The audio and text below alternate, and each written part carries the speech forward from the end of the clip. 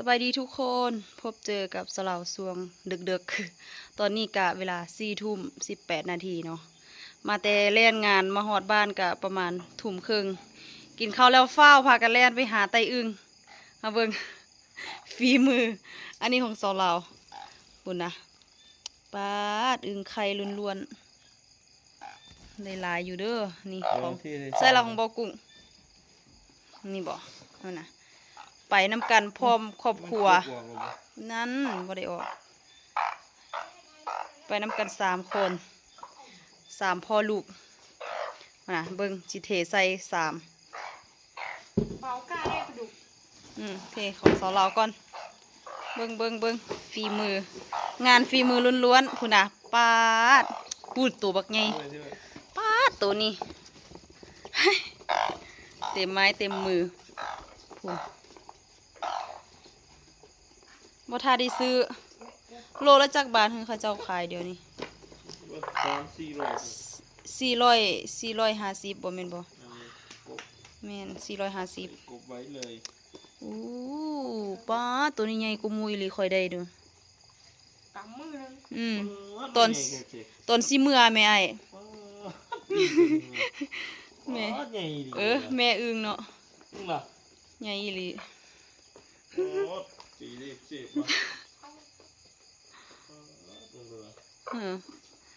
เอานะเต็มฝ่ามือใส่ของลูกชายเอามาเบิ่งดูของออสการ์ยาตัวนึงถึกเหยียบบ่ ตายมันพิการมันคอหักเอาเอวหักอึ้งเอวหักเอาบ่เบิ่งละโอ้ยลูกนี่ผลงานลูกชายลูกชายพุ่นน่ะเทใส่กันลูกมันจะบ่หักเลี้ยงบ้านพอดีเลยล่ะเอาใส่กุจังได้ฮอดปลาดุกทุกคนมือส่วนก็ได้ส่วนเอาหักเงียงพร้อมปาดโถอันนี้ไปลุ่นหมู่ได้นี่บ่ได้ไปพร้อมหมู่เฮาไปจนว่าคนเต็มทงเบิดละเบิ่งได้ปลาดุกหมานบ่บัดนี้ปลาดุกบืนน้ำเอาแม่งอันนี้ก็เอาติอึ้งบักพริกอึ้งหมักแดงแม่เห็นหลายอยู่ไม่บ่เอาป้าตาสะอ่อนผลงานคันแม่นมาบ่ทันนี่เสียดายคักไอ้ว่าได้จักโลนี่โลกว่าบ่แม่นบ่3 โล 4 โลติเพราะว่า3มันใหญ่เนาะถ้าตัวนี้ก็โลนึงแล้ว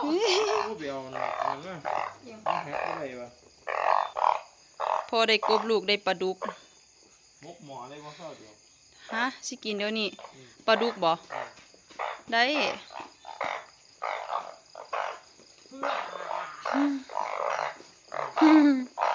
ี้ก็โลนึงแล้วใส่ตัวนั้นละตัวนี้ละใหญ่กว่าหมู่ตัวนี้ก็โลนึงแล้วแม่นบ่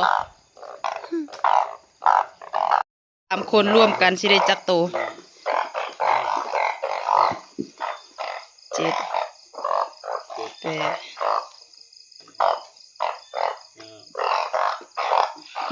ผลงานครั้งแรกสาวเรามาอยู่นี่ได้3-4 ปี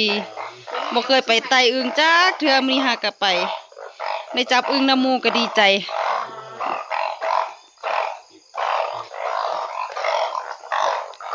ปาด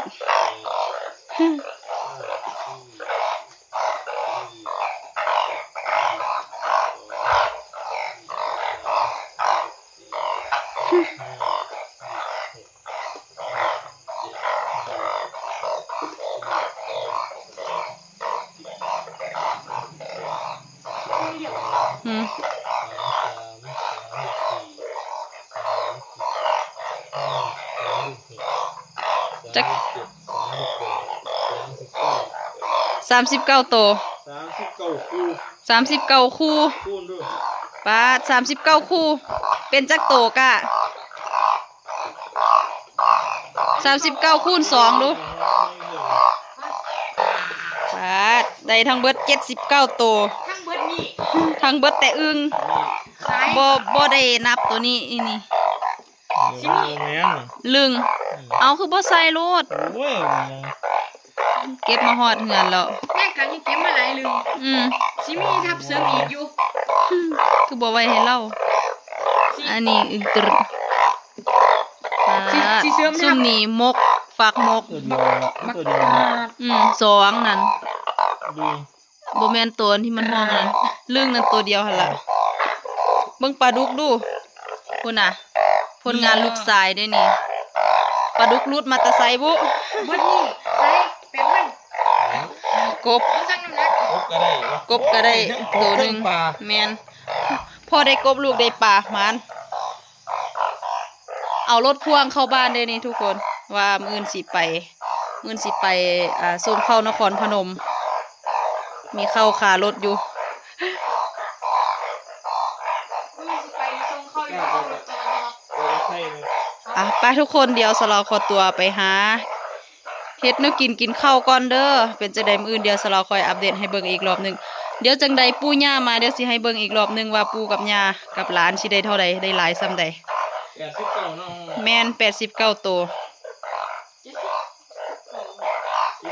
70โอแม่น79ตัว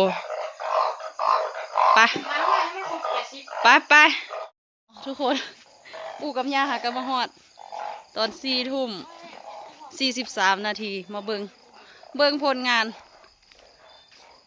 ใส่โซ่เบิ่งดูเนตอยู่ใส่ผลงาน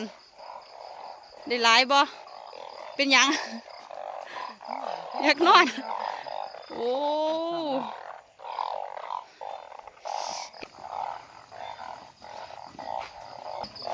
มาเบิ่งปาด3บักใหญ่3หุ่นน่ะโอ้ใส่ของอีแม่นี่บ่ปาดแม่ของพ่อ 3กระสอบ 3 คนได้กบบักใหญ่ตัวหนึ่งมากำลังแกะ รอบที่2อันนี้รอบที่2 พุ่นนะปาดนั่นกบเหลืองเฮอปาดตัวบักใหญ่กบแม่นี่ไอ้กุ้งได้กบผู้กบเถิกตัวหนึ่งปาดมาเบิ่งโอ้เอาอึ้งยางขึ้นหลายแท้ บอกเรียกว่าคุณแม่สงกรารเอาแต่อึ่งหยังอึ่งหยังแม่ไม่ ปาดมีแต่อึ้งยาง บอกเรียกว่าเพิ่นเอาแต่อึ่งหยัง ตัวใหญ่อื่นมึงปลาอย่างก็ตัวหน่อย อยู่หุ่นบ่ค่อยได้ ไม่เก็บเอาเก่าเพราะว่ามันเห็นเลย อึ่งหยังหรือเปล่า 4 5 6 วันนี้ 8 คิดว่าจักโล 10 คิดว่า 11 หาโลครึ่ง 12ปาดจักโตบัดนี้13บ่13โตบ่เหลือหั่นอึ้งยาง ถ้ากันแยกออกจากกันบ่ แยกอยู่ แยกมันโต อุ้ยได้ปลาเค็งพร้อม ปลาเค็งบืนน้ำใช่เนาะ ได้ตัวหนึงโทษปูมือนี่ล่ะฮักปล่อยบ่มีหมูเนาะก็เลยปล่อย มาดูหันซ้ำมันมึงแม่ไม่แต่ตัวหน่อยนี่จ้ะ ของแม่ ปลาดุกนี่ ปลา มีแต่อึ้งยาง จ้า เต็มเลย โอ้ แม่ก็ได้ที่กันละอึ่งเขา นี่มันเขียดบักเขียวเขียดบักเขียว เลี้ยง เขียดบ่เขียดอ้ายมาเบิ่ง มีแต่อึ้งยาง เขียดบักแดงก็ เมื่อกี้ อึ่งหยัง กล้าปลาดุกไม่ใส่ ปลาดุกอยู่หม้อแล้วหมกหม้อ หมูฟดเอาไปปล่อยกินแล้วเอาไปขังเอาไปหั่นเข่งนี่ นับเบิ่งดูอึ้งเผาได้จักโต กินก็ซื้อเอาเลยมา เออ เอา ได้แต่อึ้งเผาเด้ เก้าเนาะ แม่น79โต ใส่ทางที่ดินดอกกบ เอาตัวนั้นมาใส่น้ำกับตัวนี้เลยลิงกับอึ่งยาง ออก เออ ไว้ทำกันบ่ได้ เรื่องใดโตหนึงไอ้กุ้งเราปล่อย เอานี่ดิพ่อก่อนบอกม่วงหน่อยๆนี่บอกม่วงไหมแม่คัดออก บ่สิคัดออกหมด ปาดได้ทั้งหมดจักโตละอึ้งเผา บอกว่าได้ แม่น เบิ่งอึ้งเผาได้หลายอึ้งเผาได้79โต 79คนเด้ออันนี้บ่นี่ บ่ฮอด สิบนี่ล่ะนับเบิ่งกันเลย ไม่หมอ สั่นเลยว่าเบิ่งพอสินับเบิ่ง เอา มาเบิ่งโลดเทิงปูเทิงย่าเทิงหลานเทิงลูกไผ่ลูกชายไปน้ำกันเบิดครอบครัว แต่ว่าครอบครัวนี่มานอึ้งอย่างกับลึงครอบครัวพุ่นเนี่ยมานอึ้งเผา เอาใส่กันไปก็เขียนไม่ได้เนาะ เดี๋ยวมันแค่อย่างนี้ 8 9 40 ก็อยากนอนครับ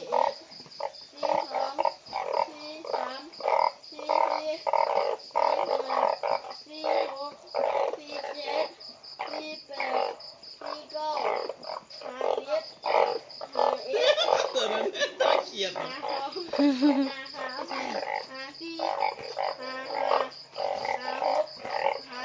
ปมัดไว้ ไปใส่น้ำกบเฮานั่นเดีโอ้กูก็ได้ดอก64ตัว 3 คน 79ตัวอยู่นั่น 64กับ79 แข็งว่า